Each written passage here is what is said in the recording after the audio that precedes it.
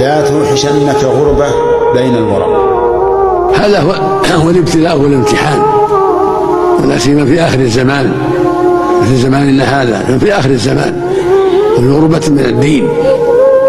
الغربة متى؟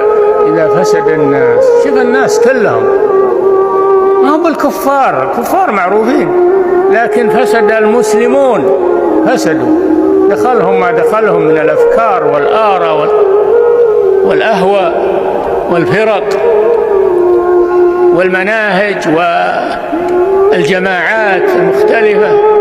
لا تستوحش من هذا، لأن أمامك أنس لا وحشة بعده، لكن إذا أنست مع الناس في مخالفة الشرع فهذا أنس بعده وحشة طويلة.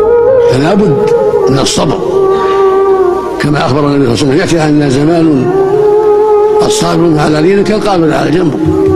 ويقول صلى الله عليه وسلم: بدأ الإسلام غريبا وسيعود غريبا كما بدأ، فطوبى للغرباء. أن تلزم طريق الرسول صلى الله عليه وسلم، ولو أصبحت غريبا بينهم اصبر على الغربة، اصبر على الغربة. ومن يطع الله والرسول فأولئك مع الذين أنعم الله عليهم من النبيين والصديقين والشهداء والصالحين وحسن أولئك رفيقا. هؤلاء هم رفقاؤك في هذا الطريق. لا تستوحش، معك الرسول ومعك الصحابة وأتباعهم، أولئك مع الذين أنعم الله عليهم من النبيين والصديقين والشهداء والصالحين وحسن أولئك رفيقا. كيف توحشوا ذولا معك؟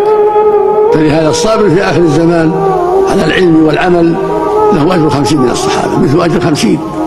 أي كونك مع أبي بكر وعمر وعثمان وعلي والصحابة رضي الله عنهم، أو كونك مع فلان وعلان من أهل الضلال، ولو كانوا يدعون الإسلام وهم على ضلال لا تذهب معهم، خليك مع الطريق الصحيح واصبر عليه، اثبت عليه حتى تصل إلى الجنة.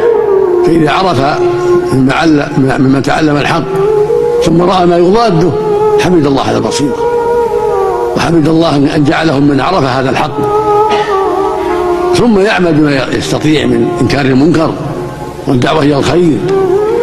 فاصبر قليلا إنما هي ساعة ثم تنقضي. لكن الشان كل الشان في الأنس بعد هذه الوحشة.